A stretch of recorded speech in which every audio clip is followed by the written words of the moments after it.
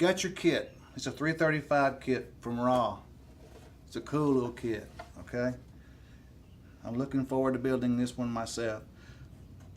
Do a dry fit. Before you glue anything, do a dry fit of your neck. It's a good practice all the time. No matter what you're gluing, clamp it up, make sure it fits, then glue it.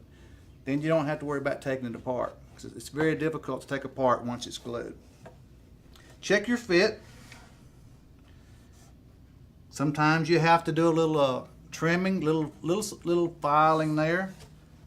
This one is not too bad, but we can do a little touch up on it. That happens when you're building a guitar. You're always got to take the time to make a good fit. For demonstration purposes, I've got this neck just clamped in. It looks fairly close. Now we want to locate where we're going to put our post for our Tune-o-matic and our tailpiece. The scale length on this particular guitar is 24 3/4 inches. If you take your ruler, come down the fretboard, stay kind of perpendicular on the treble E side.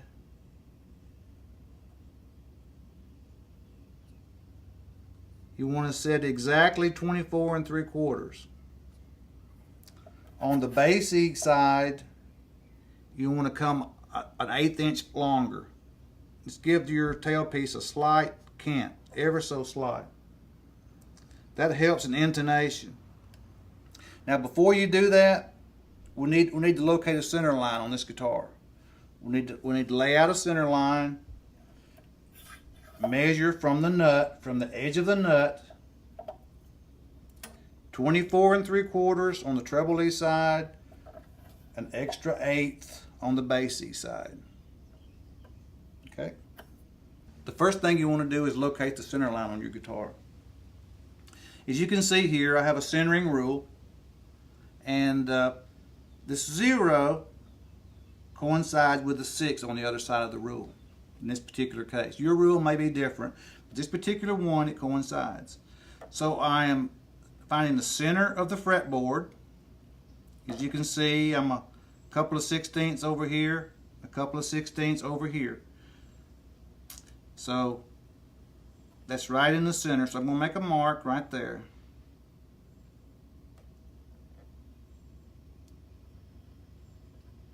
Right there. That's one section of the center line. Now what we need to do is to project that on out.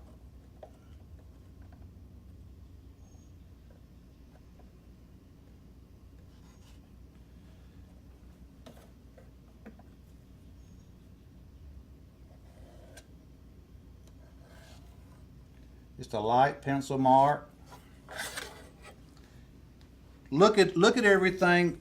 Once you start your layout, look at it very closely, and just roughly look at your pickup cavities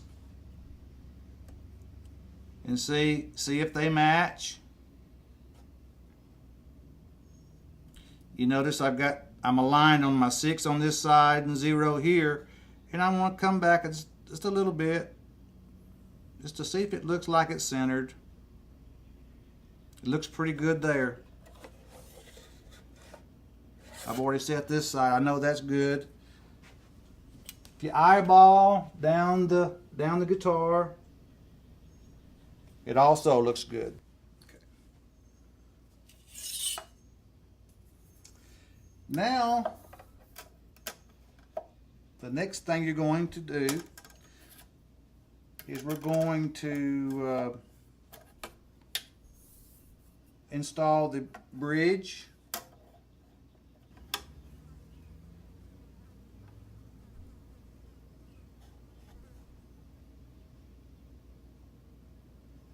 Okay, we're going to set our scale length now. On the treble side, we want to go to 24 3/4. We'll make a mark.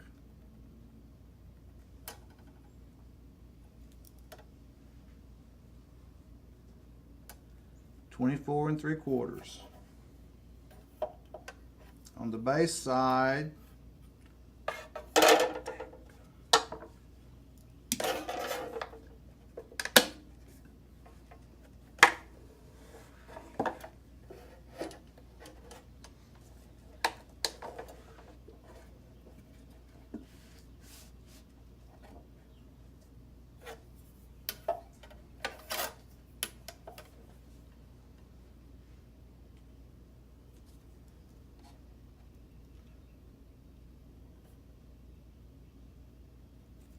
we're going to go to 24 7/8.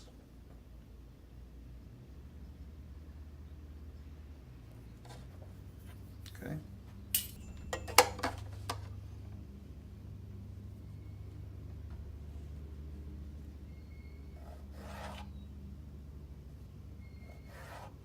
Just draw it lightly, that it'll all sand out.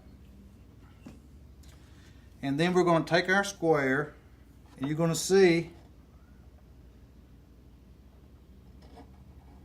just a little bit off square, which is the way you want it. That's the way you want it. You don't want it perfectly perpendicular to the center line. You want it offset ever so slightly, about 1/8 of an inch. And we're only talking about less than 2 inches here. So, at these points here, you're going to install your sound post. I mean, your post for your Tune-o-matic.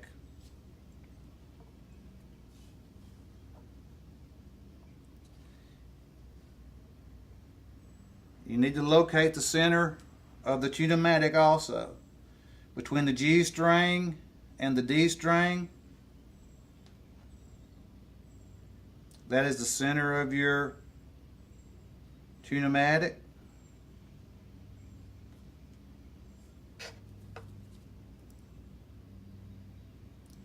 Hold that down.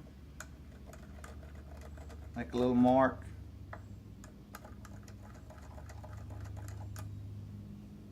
Make a little mark. Okay, there you have for your Tune-o-matic bridge. You can drill here and here. Inside the kit, this is solid wood.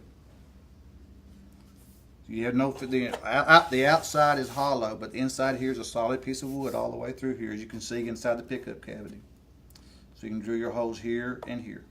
You have some templates available from Raw Kits to help you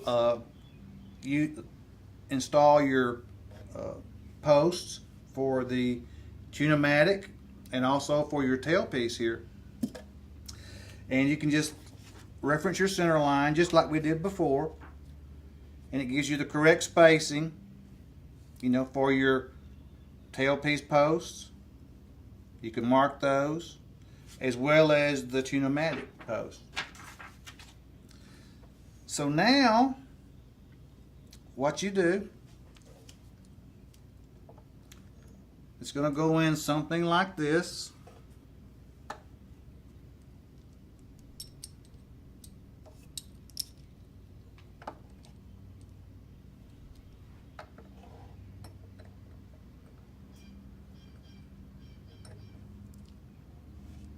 Okay, and you'll drill the holes into this solid piece of wood here inside the body of the guitar. All right. The next thing you have to be sure of before you glue your neck is the neck angle. Okay, you want to have clearance. You can see right here. I'm going to take a little measurement for you.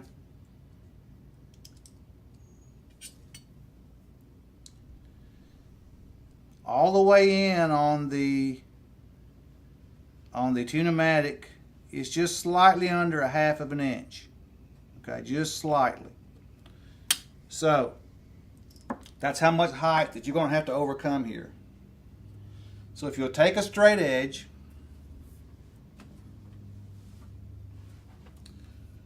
and your neck is flat at this time, we haven't set the relief in the neck. The neck is flat.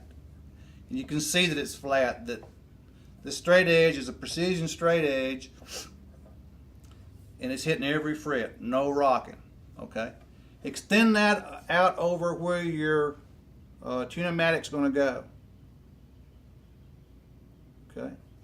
You want to have a minimum an eighth of an inch play. A little bit more is even better, but not. You don't want too much.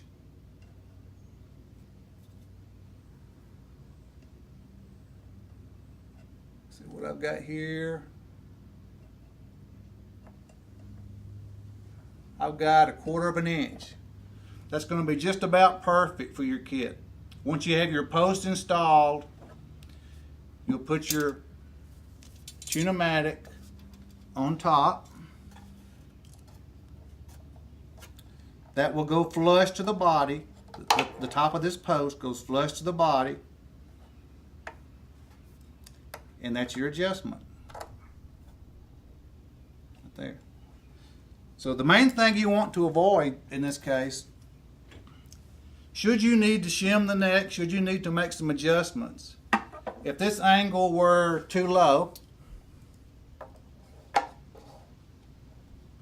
say it was like this, by the time you put your posts in, you don't have any adjustment there.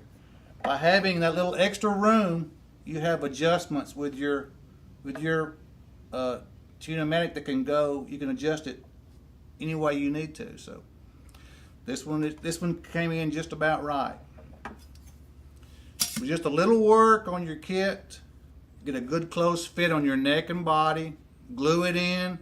Do all these checks before you drill, before you glue. That's critical. It's not rocket science, or I wouldn't be doing it. But just take your time, get a good fit, check, drill, and glue, and you're going to have a lot of fun. You have a lot of fun with this kit, I promise you.